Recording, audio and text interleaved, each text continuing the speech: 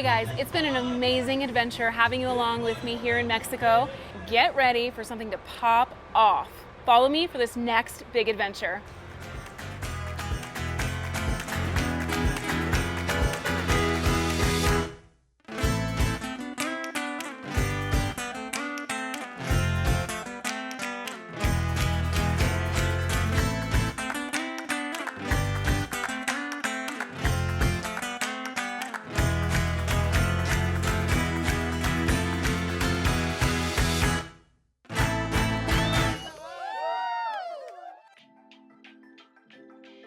I'm excited for my second day in Mexico City, given my first 24 hours was jam-packed with culture, food, and new knowledge. Let's grab a quick cup of coffee and head out to the Zocalo. The first stop is going to be the Plaza de la Constitucion at the Zocalo. As you walk through the doors, you come into the main hall with the roof towering above you and intricate designs glittering off the walls, gold-plated, oil-painted, and a complete sensory overload as you meander your way through this huge complex. Back on the bustling streets, we scurry along with the commuters like salmon swimming upstream. Down most of these side streets, you can find churches, markets, and museums. The overall mood feels like a relaxed momentum, and I'm starting to understand what they mean when they say a Mexican minute.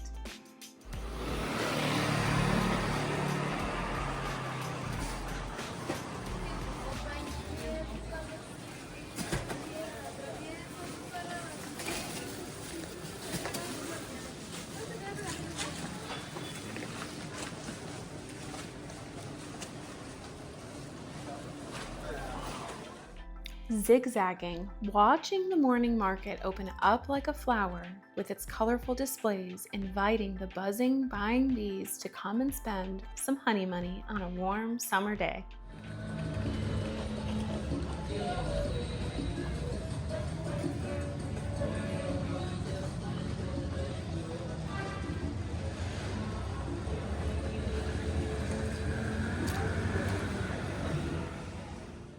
It's not an optical illusion. This building is sinking.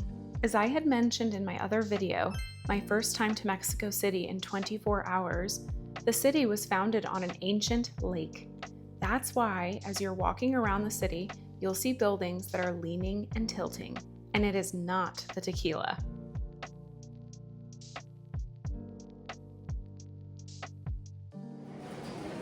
Tell us what's going on here. So this is Ideal Pastry. So this is a real pastry shop where they have a bunch of different baked goods, cookies, cakes, regular kind of croissant type breads, you name it. It's gorgeous in here and so colorful. Oh my gosh, this is like heaven, actually. If there were heaven, this is what heaven would be. Let's go shopping for some pastries.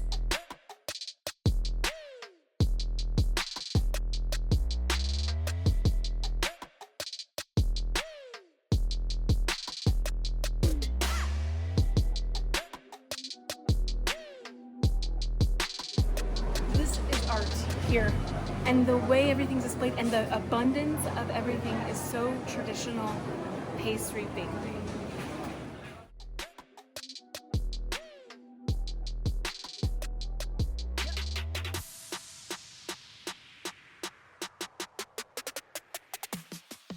We're gonna start our day here in Chapultepec. The grasshopper is the mascot. Atop this historic Grasshopper Hill sits the Grand Chapultepec Castle, located in the heart of the city. This sacred Aztec site was built originally as a royal retreat and sanctuary with fresh water springs. From a colonial summer retreat to an imperial palace, today it contains 12 exhibit rooms showcasing Mexico's history, from pre-colonial times through independence, reform, revolution, and into the 20th century. This painting here represents actually what Cinco de Mayo means, and basically the French came in, the Mexican army were outnumbered, and they still defeated the French. So next time you're celebrating Cinco de Mayo, think of this painting.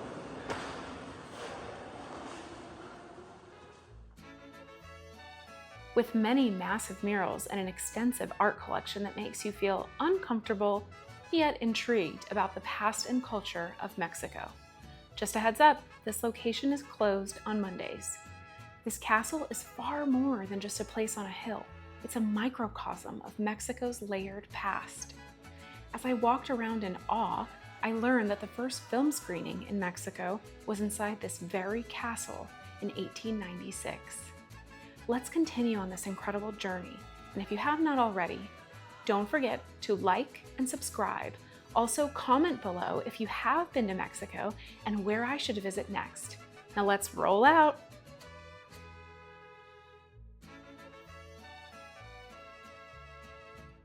After walking around the castle for about an hour, it's time for lunch.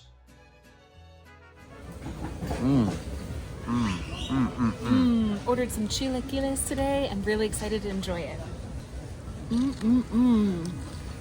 Delicioso. After delicious street food, we want to remind you to always carry enough pesos with you to get something to eat and drink. Within Chapultepec Park, there is no ATM and most places only take cash.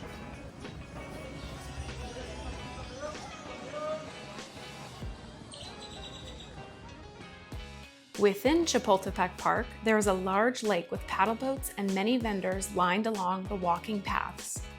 Now we're going to hop across the street to a place I've always wanted to visit, Museo Nacional de Antropología.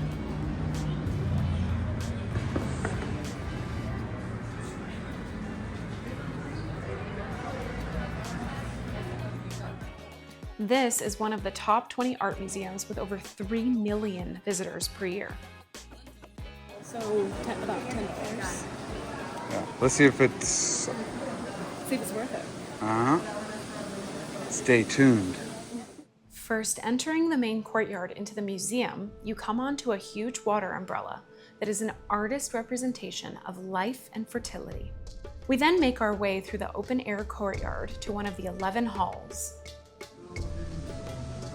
Okay, this is a yoga pose actually in the Ashtanga practice that a lot of people try to achieve, including myself. What's interesting is the connection there. There's India and then here. I was so fascinated by the connection of this indigenous peoples to others I have studied in my yoga practice. Meandering through the museum, there is a sense of trepidation as if we were entering a temple surrounded by these deities.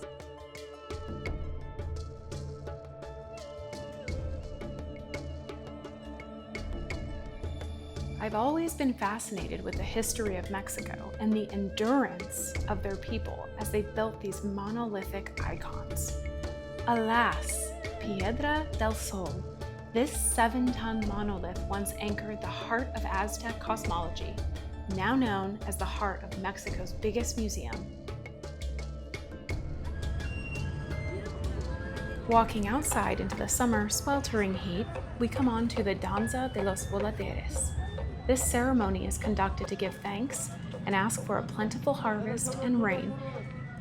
This was like a whirlpool of inviting the resources deep within the cosmos. A great way to get around this bustling city is using Ebikes. You can download the app EcoBici and pay $30 USD for an annual unlimited pass.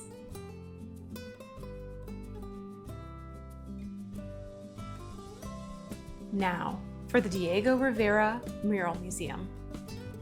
As you walk in the main hall, looking at the world-famous Diego mural, you can't help but feel a sense of confused emotions as you dissect the hidden and deep messages woven into the expressive faces of the people. Journeying around the streets, popping in and out of churches, admiring the street art, and smelling all the food, we continue on exploring more of Mexico, heading over to Museo Caluz. This striking 18th century colonial structure on the corner of Centro Histórico has a collection that is curated not as a chronological museum, but as a dialogue, highlighting artistic identity by shaping Mexico's visual culture. A special feature of this building is the coffee shop rooftop. Even if you're not expecting to go to the museum, you can spend the day here meeting with friends or getting some work done on your laptop. Back on street level, we grab an Uber and take the ride to Coyopan, the famous neighborhood of Frida Kahlo.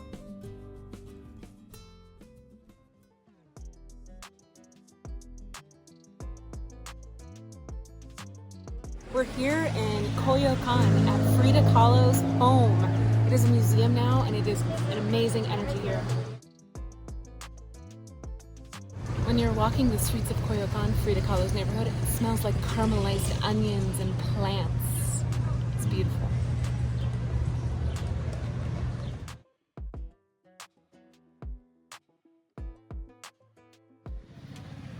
Charming Coyopan captured my heart and my senses. The quaint, colorful buildings and the old growth trees made this feel like I was stepping back in time.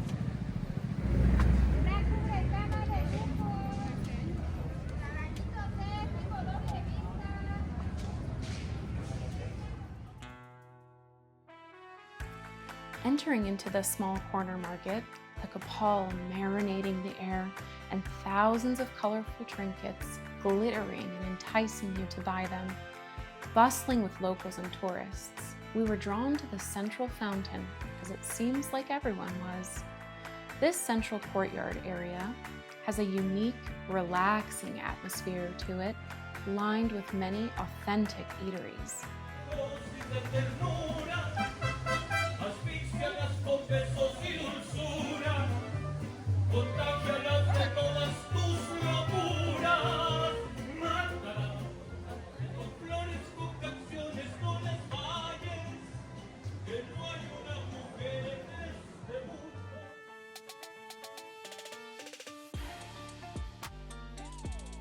Soaking up Coyopan, this is definitely a place I would like to come back to and spend some more time on my next visit to Mexico.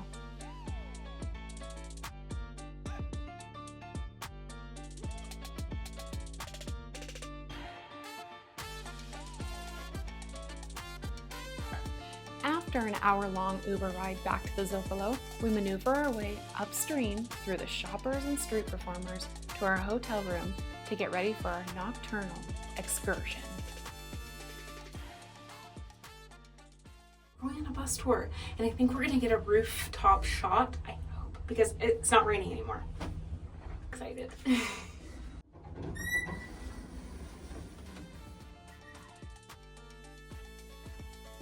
We booked this last-minute tour with Get Your Guide, an easy app to use when traveling with many options, day and night, of available tours that will be able to show you the city you're staying in. Yesterday, I used this same app to visit Teotihuacan, the Basilica, and other sites. I was so impressed by the quality of the tour that I just had to try it one more time.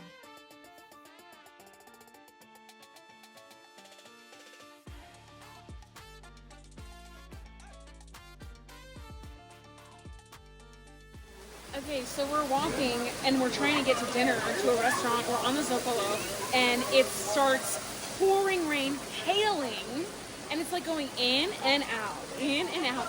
Everybody's taking cover, everyone's screaming, even the police. This rain blitzed us and created utter chaos in the streets in a matter of seconds. As everyone scattered to take cover in stores and restaurants, the streets finally cleared and were empty for the first time since I've been here. This is our last night in Mexico City. We just went on a tour bus, just got off. We're walking on the Zocalo and it starts pouring rain, hail, and we're just gonna continue to walk the walk, folks. Stomping through puddles and navigating our way to our last dinner in Mexico City, I thought this would be a good time to have sushi in a place where for the past 2 nights, there's been an hour-long wait. Well, Mexico City, it's been a marvelous Mexican minute. Before I leave, I have to visit this heavenly pastry shop one more time.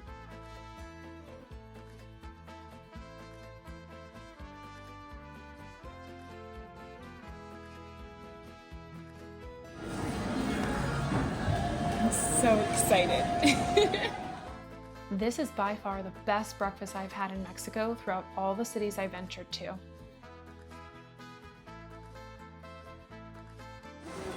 Their bags, because it's the House of Tiles design. It's perfect. Thanks. What's that? Should I just lay them all out? Okay, this is a savory pastry. This reminds me of what my baba used to make. So there's some cheese and probably some sort of meat. Oh, I thought it was beef, but blessings. A Danish from the bakery. Ooh, that was beautiful. There's some jam, some sugar, looks like apple. Pretty darn good. That's awesome.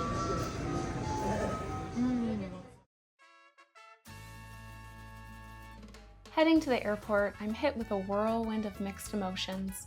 Excited to get home to my little sanctuary, but also having a deep, burning desire to continue traveling. I think that famous quote goes, "Don't cry because it's over, smile because it happened." See you on the next one, my little avocados.